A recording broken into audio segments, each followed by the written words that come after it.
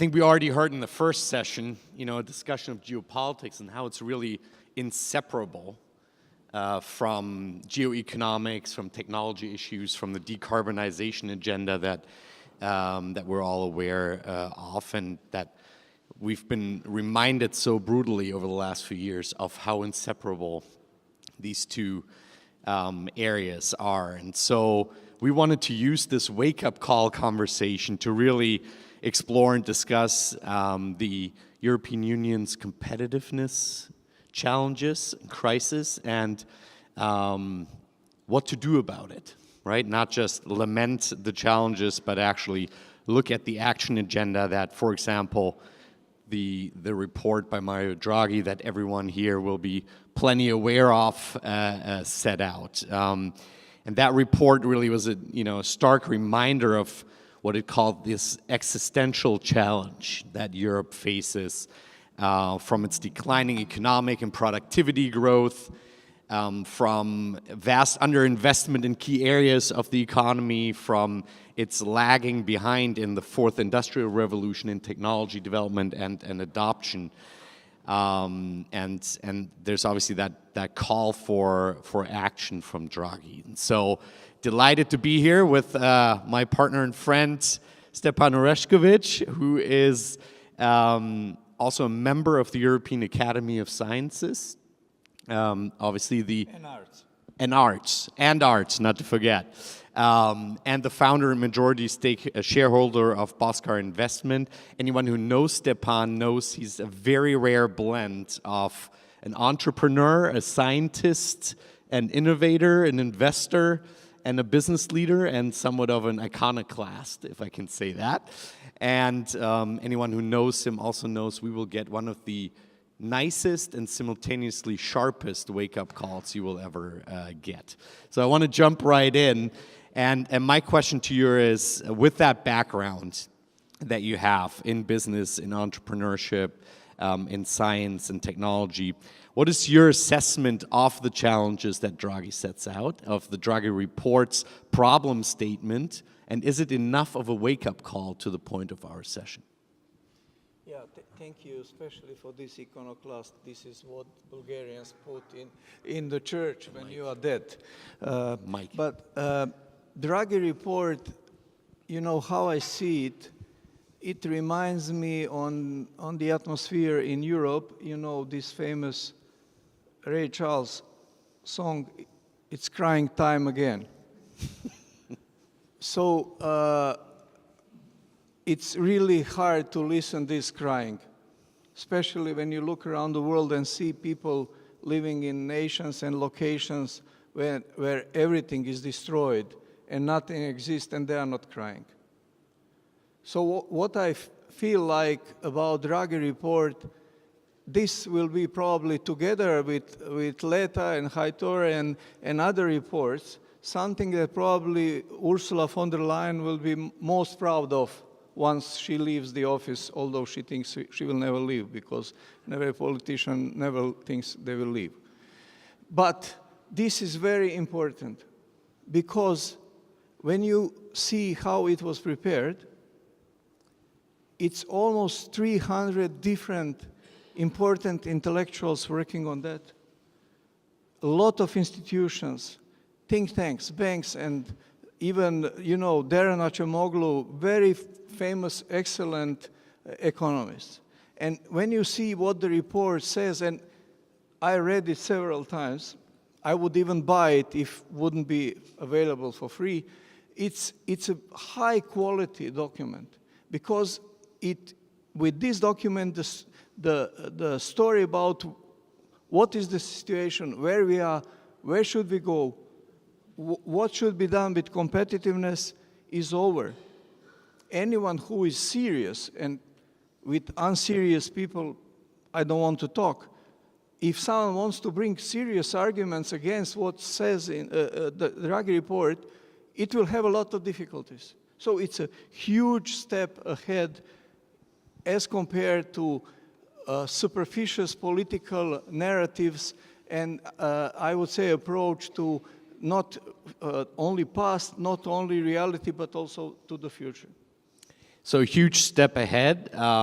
In a rare moment of talking about yourself, you shared with me a little while ago that if someone had invested in BOSQAR Group 5 years ago, they would have had a 640% return. So with that success in investment, investor choices in mind, if we turned European competitiveness efforts into a fund you could invest in, would you? Would you invest in that? Would you bet on the EU's economic competitiveness? No. I wouldn't buy shares of EU. It's not question whether the report is good.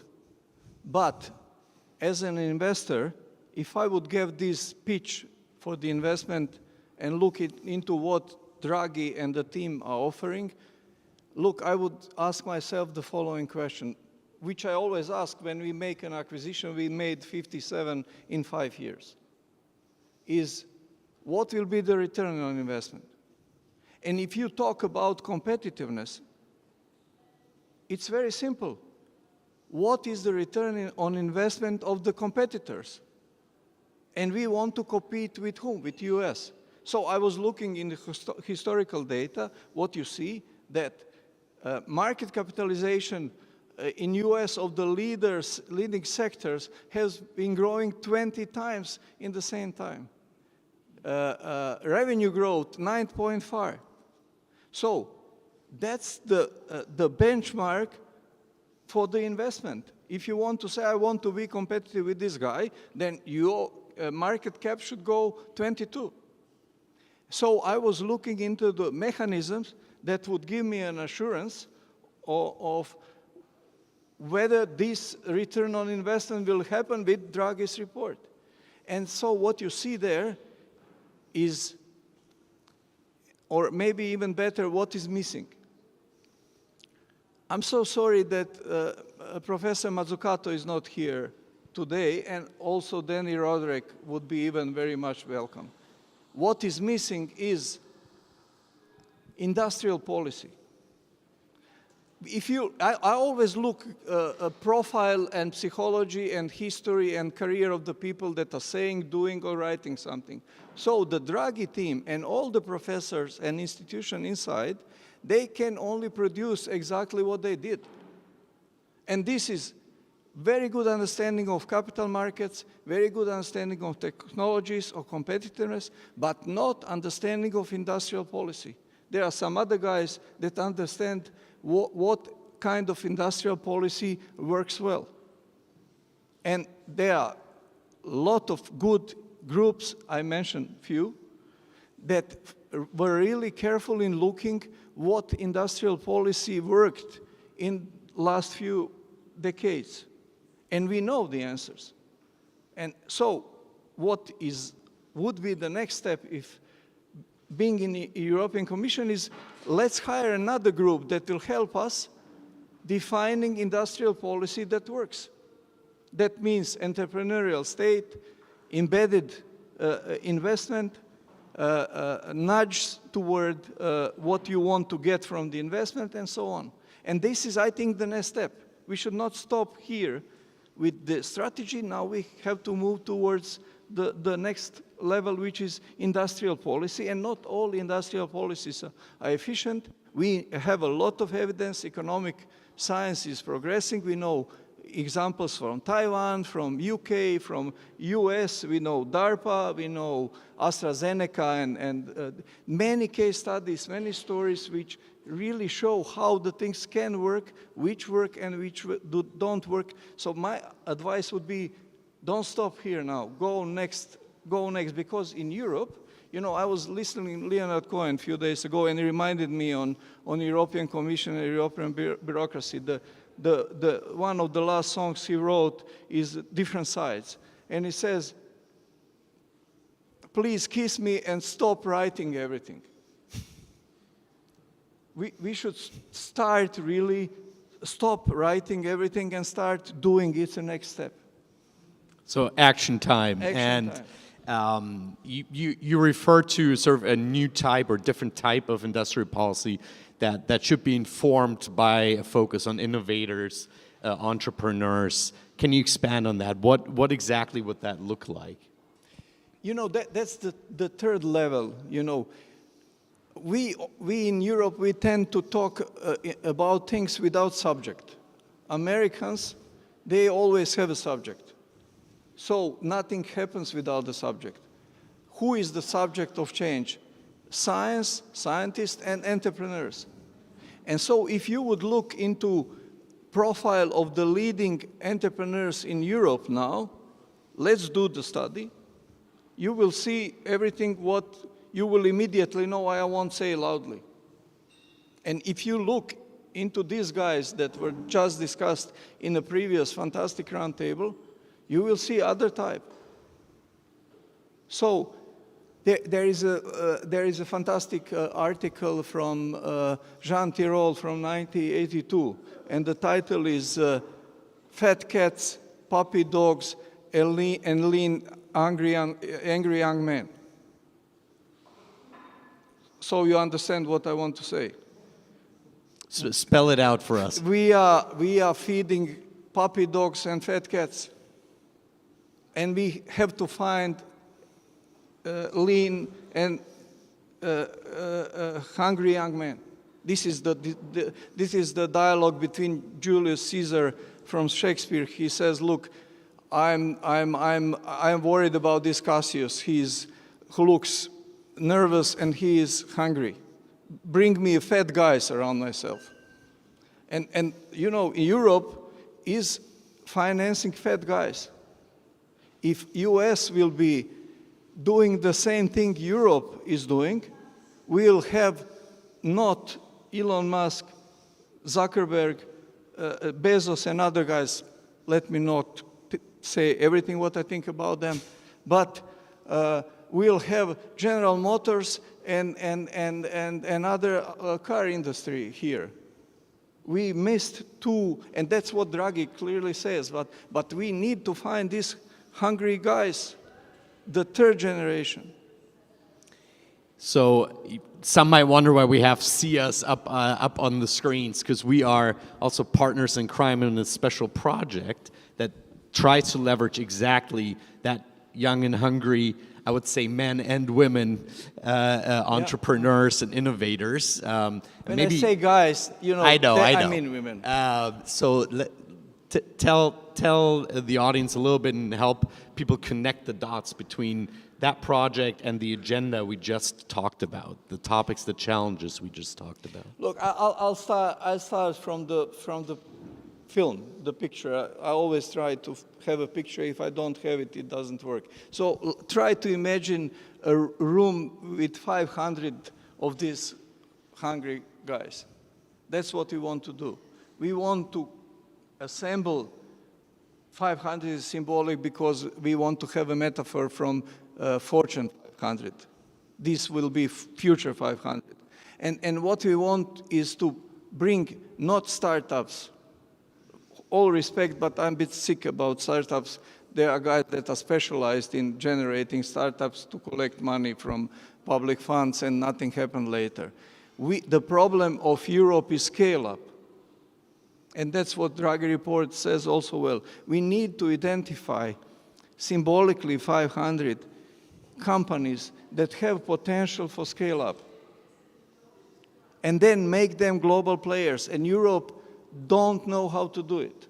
And there are many reasons, and again, a report says why. But we need to bring them together to one room.